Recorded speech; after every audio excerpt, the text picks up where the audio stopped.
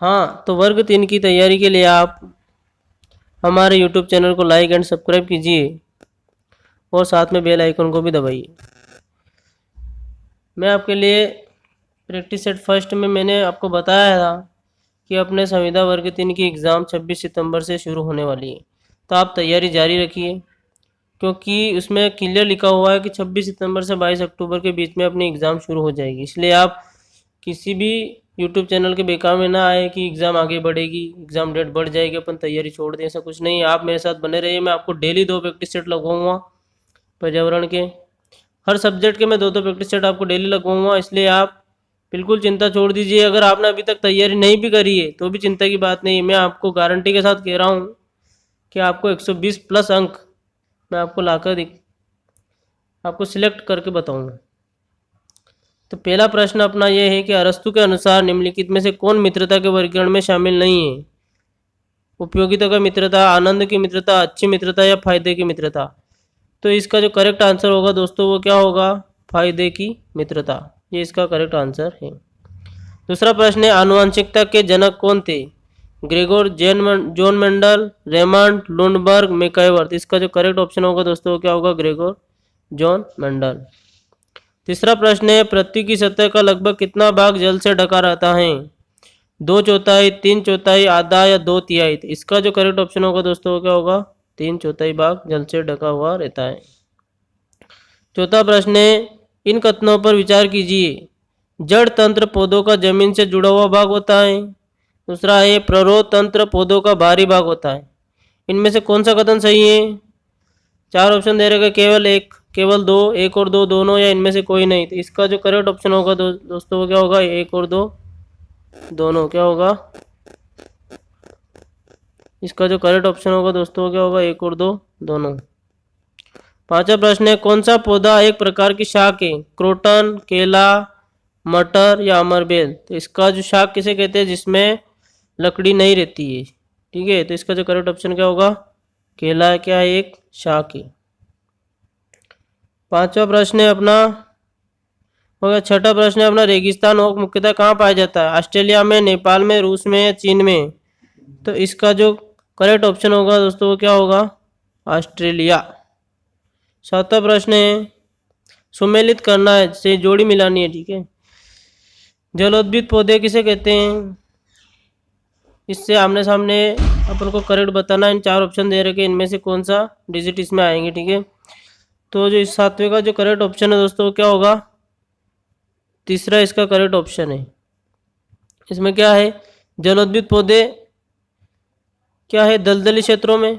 लवणोद्भिद पौधे खेती योग्य जमीन पर। समोद्भिद पौधे मरुस्थलीय क्षेत्रों में। और मरोद्भिद पौधे काय में रहते हैं? पानी में। ठीक है, आठवां प्रश्न है अपना, निम्नलिखित में से कौन सा कथन मूसला जड़ के संबंध में असत्य है? पहला है, यह पौधे के किसी वायु विभाग से उत्पन्न होती हैं। दूसरा, यह बीज के केवल मूलांकुर से उत्पन्न और विकसित होता है। इसके 4 ऑप्शन दोस्तों यहाँ पे होंगे, मैं आपको बताता हूँ। केवल एक, केवल दो, एक और दो, दोनों या इनमें से कोई नहीं। तो इसका जो करेक्ट ऑप्शन होगा दोस्तों वो क्या होगा अपना? इसका करेक्ट ऑप्शन होगा केवल एक। ठीक है, यानी कि केवल एक मतलब यानी क्या होगा? ये पौधे किसी वायु विभाग से उत्पन्न होती हैं। ये इसका क्या है? असत्य कथन है। 9वां प्रश्न है, कार्बन डाइऑक्साइड पौधे के किस भाग द्वारा अवशोषित होती हैं? तना, जड़, पत्तियां या शाखाएं? तो इसका जो सही ऑप्शन होगा दोस्तों क्या होगा? इसका सही ऑप्शन होगा पत्तियां। क्या होगा? पत्तियां। 10वां है, पत्ती में स्थित क्लोरोप्लास्ट में हरित कोशिकाएं पाई जाती हैं, जिसे क्या कहते हैं? तो 10वें का जो ऑप्शन होगा, इसमें 4 ऑप्शन दे रखे, क्लोरोफिल, क्लोरोफूड, कैरोटीन, इनमें से कोई नहीं। इसका करेक्ट ऑप्शन क्या होगा? क्लोरोफिल। किसने विद्यालय में बचपन का घर कहा है? विद्यालय में बचपन का घर कहाँ है? मोंटेसरी ने, रूसो ने, फ्रोवेल ने या रेमंड ने? 4 ऑप्शन आपके पास है, तो इसमें से करेक्ट ऑप्शन जो होगा वो क्या होगा? मोंटेसरी ने। किसने? मोंटेसरी ने विद्यालय को बचपन का घर कहा है। निम्नलिखित में से कौन सा संबंध देख परख कर चुनने की आज़ादी होती है? पारिवारिक, सामाजिक, मित्र, ये सभी? तो 12वें का जो करेक्ट ऑप्शन होगा क्या होगा? मित्र। मित्र को अपन अपने देख परख कर चुनने की अपनी आज़ादी होती है। परिवार के संबंध तो रिलेशन होता है, ये सामाजिक भी रहता ही है। ठीक है, मित्र है जिसे अपन देख परख कर चुनने की अपन को आज़ादी रहती है। 13वां प्रश्न है, पति पत्नी सास बहू आदि संबंध किस कारण से उत्पन्न होते हैं? वैवाहिक संबंध से, समरक संबंध, एक और दो, दोनों है, इनमें से कोई नहीं। तो इसका जो करेक्ट ऑप्शन होगा दोस्तों क्या होगा? वैवाहिक संबंध के कारण। कहीं से? वैवाहिक संबंध, जब विवाह होता है तभी पति पत्नी का संबंध बनता है। ठीक है। बच्चों की सर्वप्रथम समाजीकरण का पाठ कहाँ से मिलता है? धार्मिक केंद्र से, सांस्कृतिक केंद्र से, विद्यालय से या परिवार से? तो समाजीकरण का जो पहला पाठ हो वो कहाँ से मिलता है उसको, बच्चे को? वो मिलता है उसके परिवार। सबसे पहले बालक परिवार से ही शुरुआत होती है। सूक्ष्म शिक्षक चक्र की अवधि कितने मिनटों की होती है? 48 मिनट, 36 मिनट, 24 मिनट या 12 मिनट? तो इसका जो सही ऑप्शन होगा दोस्तों क्या होगा? 36 मिनट। सूक्ष्म शिक्षक चक्र की अवधि 36 मिनट की होती है। टोली शिक्षण विधि का एक मुख्य उद्देश्य है अनुदेशन की गुणवत्ता को कम करना, कक्षा शिक्षण प्रणाली को सामान्य करना, प्रभावी एवं सतर्क अनुदेशन सुनिश्चित करना, विद्यार्थियों के समूहीकरण में लचीलेपन को घटना। तो इसका जो सही ऑप्शन होगा दोस्तों क्या होगा? प्रभावी एवं सतर्क अनुदेशन सुनिश्चित करना, यानी कि तीसरा इसका करेक्ट ऑप्शन होगा। 17वां प्रश्न है, निम्नलिखित कथनों में से कौन सा कथन सही नहीं है? नदीकृत मैदानी भागों में वन आधारित उद्योग विकसित हो रहे हैं। ऑस्ट्रेलिया प्रजाति दक्षिण भारत में निवास करती हैं। जी टेलर ने मानव प्रजाति को 5 भागों में विभाजित किया है। सवाना प्रदेश में पशुचारण आर्थिक क्रिया के रूप में विकसित है। कौन सा सही नहीं इन चारों में से? यहाँ पर अपन को बता रखा होगा इसका। चलो छोड़िए दोस्तों, आप डायरेक्ट बता सकते हैं इसका, इसमें नहीं है तो क्या होगा इनमें से आप बता सकते हैं। 17वें का इसका क्या होगा? पहला ऑप्शन करेक्ट है कि नदीगत मैदानी भागों में वन आधारित उद्योग विकसित हो रहे हैं। ठीक है। 18वां प्रश्न देखते हैं। Grand bank of Dogar bank क्षेत्र विख्यात है। पहला है सघन वन क्षेत्र के कारण, नाइट्रेट उत्पादन हेतु, यूरेनियम उत्पादन हेतु या मत्स्य उत्पादन हेतु? इसका जो करेक्ट ऑप्शन होगा वो क्या होगा? मत्स्य उत्पादन के लिए। ठीक है। 19वां प्रश्न है, पर्वतीय क्षेत्रों में निर्वनीकरण के कारण कौन सी घटनाएं नियमित होती हैं? मृदा सर्पण, मृदा अपरदन, भूस्खलन या ये सभी? तो इसका जो करेक्ट ऑप्शन होगा वो क्या होगा? ये सभी इसके करेक्ट ऑप्शन होगा। अधिकतर तो ये सभी रहता है, कोई सा क्वेश्चन है उसमें ये सभी आ जाए तो वो अधिकतर 90% चांस के ये होते हैं कि ये सभी वाला अपन को लगाना रहता है। ठीक है। लेकिन अपन को यहाँ पे प्रश्न को अच्छे से पढ़ना, उसके बाद ही जवाब देना। 20वां प्रश्न है, प्राथमिक स्तर की अच्छी ईवीएस पाठ्यचर्चा में होना चाहिए। पाठों की यथार्थ परिभाषा पर अधिक बल देना, पाठ के अंत में अधिक समय अधिक अभ्यास प्रश्न सम्मिलित करना। तीसरा है अपने आसपास को खोजने का अवसर प्रदान करना। तीसरा है संकल्पनाओं की विस्तृत व्याख्या पर अधिक एकाग्रता। इसका करेक्ट ऑप्शन क्या होगा? इसका जो सही प्रश्न होगा वो क्या होगा? अपने आसपास के खोजने के अवसर प्रदान करना। 21वां प्रश्न है, एनसीईआरटी की पाठ्य पुस्तक में पर्यावरण अध्ययन को उच्च प्राथमिकता और स्थान दिया गया है।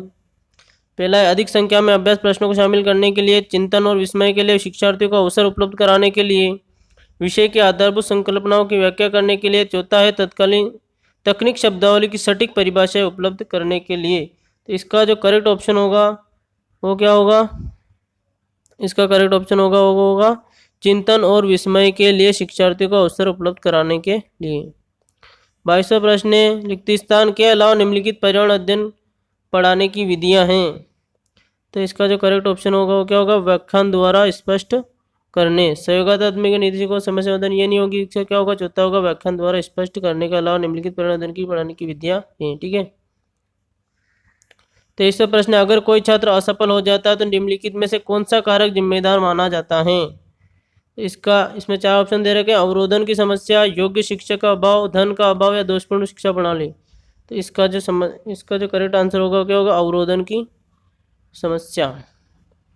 24वां, गीता को यह सिखाया जाता है कि वह प्रश्न पत्र का बनाते समय निम्न चरणों का अनुपालन करे। पहला है ब्लूप्रिंट तैयार करना, रूपरेखा डिजाइन तैयार करना, प्रश्न लिखना और प्रश्न पत्र का संपादन। इसके जो 4 ऑप्शन यहाँ दे रखे होंगे, इनमें से कौन सा चरणों का सही क्रम है? 2, 1, 3 और 4 के क्रम में, 4, 2, 1 और 3 के क्रम में, 1, 3, 4 और 2 के क्रम में, 1, 2, 4 और 3 के क्रम में? तो इसका जो सही ऑप्शन होगा दोस्तों वो क्या होगा? 2, 1, 3 और 4। यानी कि सबसे पहले उसको क्या करना पड़ेगा? सबसे पहले उसको रूपरेखा डिजाइन तैयार करना पड़ेगा, फिर ब्लूप्रिंट तैयार करना पड़ेगा, फिर प्रश्न लिखना पड़ेगा और फिर प्रश्न पत्र का संपादन करना।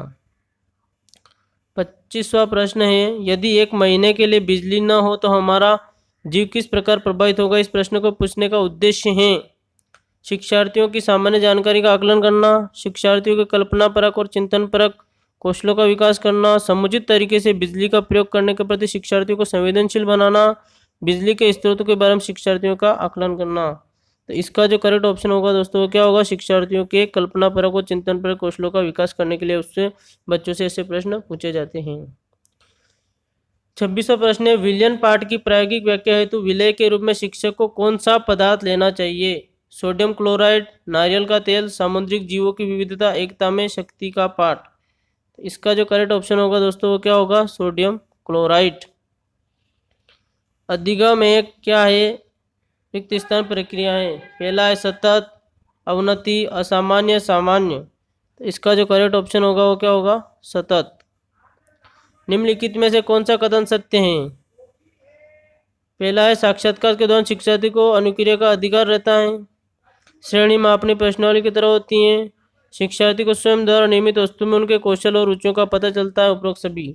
28 का आंसर चौथा है। मैंने आपको पहले बताया था कि जहाँ तक सभी आ जाए तो अधिकतर क्वेश्चन वही उसका आंसर रहता है। ठीक है।